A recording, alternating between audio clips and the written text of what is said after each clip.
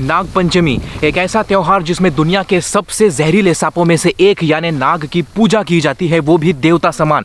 लेकिन उस पूजा के बाद उस सांप की जान चली जाती है और उसके जिम्मेदार हम लोग हैं। शायद आपको पता होगा कि उसकी जान क्यों जाती है, लेकिन जो आपको नहीं पता वो है टॉर्चर।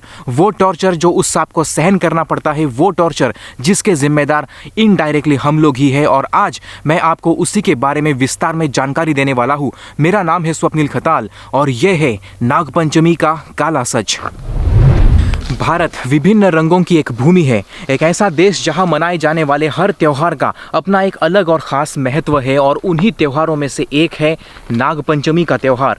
इस त्यौहार के दिन सपेरे जो है वो अपने छोटे से पिटारे के अंदर एक सांप को लेकर आते हैं, जिसे का नाम है स्पेक्टिकल्ड कोबरा। उस सांप को वो गाँव में दूर दराज के इलाकों में लेकर घूमते हैं और उस सांप को वो अपनी बीन की धुन पर नचाने का एक प्रदर्शन रखते हैं। उस प्रदर्शन को देखने के लिए वहाँ पर सैकड़ों की तादाद में भीड़ इकट्ठा हो जाती है। उसके बाद तो आपको पता ही होगा कि लोग अपने मर्जी से सपेरों को या तो पैसे देते हैं या फिर उन्हें अनाज देते हैं या फिर सांप को दूध पिलाते हैं। लेकिन यहाँ पर सांप को दूध पिलाने का रिवाज, जिसके बारे में अब आपको पता ही होगा, एक बहुत ही पुराना रिवाज है। सबको इसके बारे में पता है कि अगर सांप आपका दिया हुआ दूध पीता है तो इसका मतलब है कि ऊपर वाला आपके ऊपर मेहरबान है। लेकिन आज अधिकांश लोगों को ये बात पता चल चुकी है कि ऐसा होता नहीं, क्योंकि हम लोग इस बात से वाकिफ़ है कि सांप दूध पीने के बाद उसकी मौत हो जाती है। फिर भी आज भी हिंदुस्तान में बड़े पैमाने में लोगों को इसकी जानकारी नहीं है और वो लोग सांप को दूध पिलाते हैं। लेकिन सवाल ये उठता है कि सांप दूध पीने के बाद उसकी जान भला कैसे जाती है, और उसका कारण है दूध को हज़म करने के एंजाइम्स उसके शरीर के अंदर नहीं होते, वो सिर्फ हमारे शरीर के अंदर होते हैं। यानी कि जितने भी स्तनधारी जीव हैं उनके शरीर में दूध को हज़म करने का वो प्रोटीन, वो एंजाइम होता है, लेकिन सांप के शरीर में नहीं होता। वो इसलिए क्योंकि सांप एक स्तनधारी जीव नहीं बल्कि सरीसृप है, जिसका मतलब है कि रेंगने वाला जीव। और जितने भी रेंगने वाले जीव हमारी धरती में है उन सबको दूध हज़म करना नामुमकिन है। रेंगने वाले जीव यानी कि जो ज़मीन से लगकर चलते हैं या फिर ज़मीन पर रहकर आगे बढ़ते हैं, जैसे कि सांप, मगरमच्छ, कछुआ, मॉनिटर लिजर्ड्स या फिर दुनिया की तमाम छिपकलियाँ, इनमें से कोई भी जीव दूध नहीं पीता। लेकिन फिर भी सपेरे लोगों को बहका देते हैं और कहते हैं कि अगर आप दूध ऑफ़र करेंगे और आपका दूध वो पी जाए तो इसका मतलब है कि ऊपर वाला आपके ऊपर मेहरबान है, आपकी किस्मत आपके ऊपर मेहरबान है।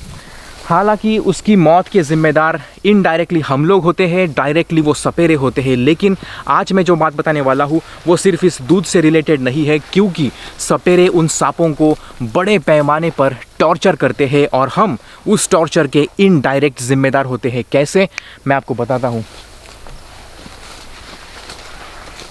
दरअसल वो सपेरे उन सांपों को लेकर आते हैं जंगलों से या फिर किसी के घर से रेस्क्यू करके।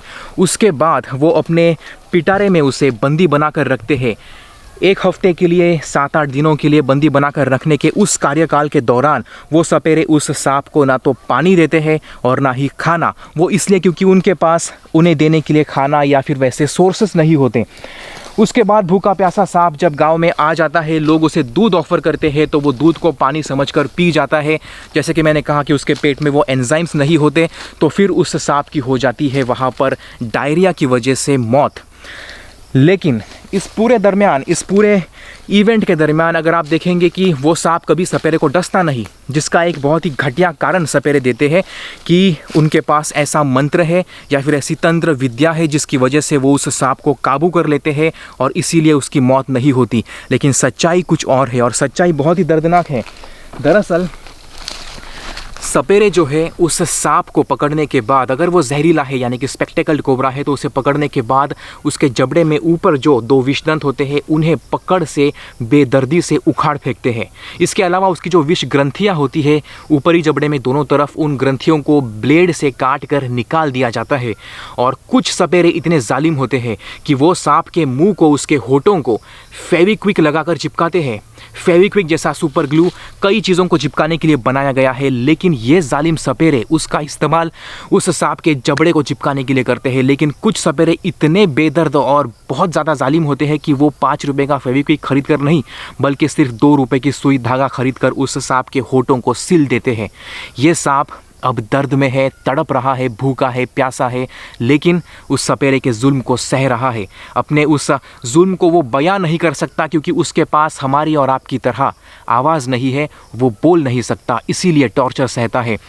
इसके बाद जब उस सांप को लोगों के सामने प्रदर्शित किया जाता है तो वो बाइट नहीं कर रहा, तो लोगों को लगता है कि या तो इनके पास कोई मंत्र है, कोई ऐसी तंत्र विद्या है, और फिर वो लोगों को कोई भी इस तरह की वाहियात सी जड़ी बूटी या फिर कुछ भी उठाकर दे देते हैं। लोगों को कहते हैं कि आप इसे रखिए, अगर आपको सांप डसता है तो बस इसे सूंघा दीजिए या फिर इसे घिसकर उस जख्म पर लगा दीजिए, आपकी जान बच जाएगी। और लोग जो कि भोली भाली जनता होती है हमारे देश में, जो भी गांव खेड़े हैं वहाँ पर रहने वाले लोग सपेरों के इस घटिया झूठ को सच मानकर उनसे वो चीज़ें 2-3 हज़ार रुपये में ख़रीद लेते हैं। और यहीं पर आती है सांपों के टॉर्चर की असली कहानी का कारण, पैसा। सपेरे ये सब कुछ करते हैं पैसे के लिए। और अगर आप देखेंगे उनके पास कोबरा के अलावा और दूसरी स्पीसीज़ के सांप भी होते हैं, जैसे कि सैंड बोआ, अर्थ बोआ, अजगर या फिर इंडियन रैट स्नेक। और ये जालिम सपेरे उन लोगों को इन सभी सांपों के बारे में भी घटिया घटिया बातें बता देते हैं। जैसे कि इंडियन रैट स्नेक की पूंछ में नुकीला कांटा होता है, वो कहते हैं कि सैंड बोआ से आप पैसे कमा सकते हैं। कोई कहता है कि 2 मुँहा सांप 6 महीने इस तरफ से और 6 महीने उस तरफ से चलता है। और लोग जो कि गाँव की भोली भाली जनता उतनी ज़्यादा एजुकेटेड नहीं होती, वो सपेरों की इन बातों को सच मान लेती है।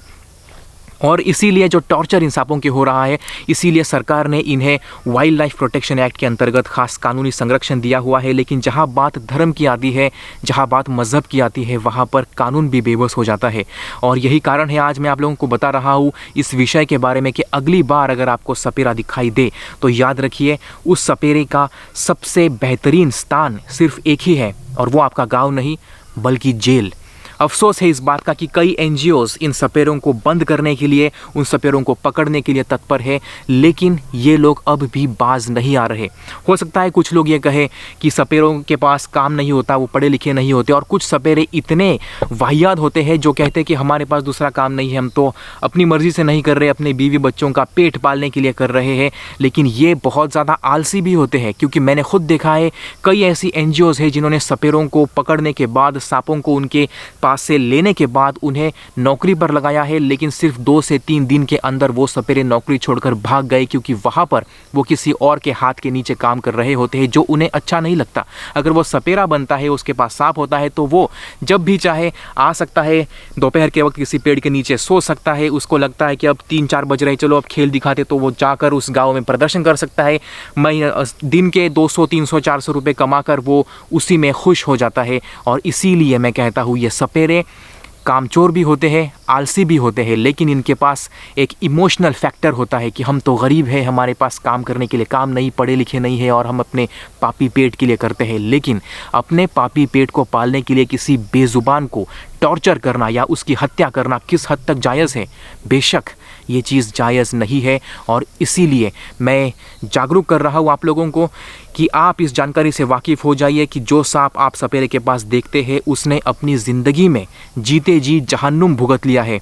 तो अगली बार अगर आपको कोई सपेरा दिखाई दे तो सीधे फॉरेस्ट डिपार्टमेंट से संपर्क कीजिए और इन सपेरों पर इमोशनल होकर पैसा खर्च करना बंद कीजिए, क्योंकि इसी से जानवरों की हिफाजत हो सकती है। और जानवरों की हिफाजत करना इसलिए ज़रूरी है क्योंकि ये धरती सिर्फ हमारे बाप की नहीं है, उनका भी उतना ही अधिकार है जितना कि हमारा। खैर, अपना कीमती समय देकर मेरी इस बात को ध्यान से सुनने के लिए आप सभी लोगों का बहुत बहुत शुक्रिया। मेरा नाम है स्वप्निल खताल और मैं आपसे अगली बार मिलूँगा। Till then, see you next time.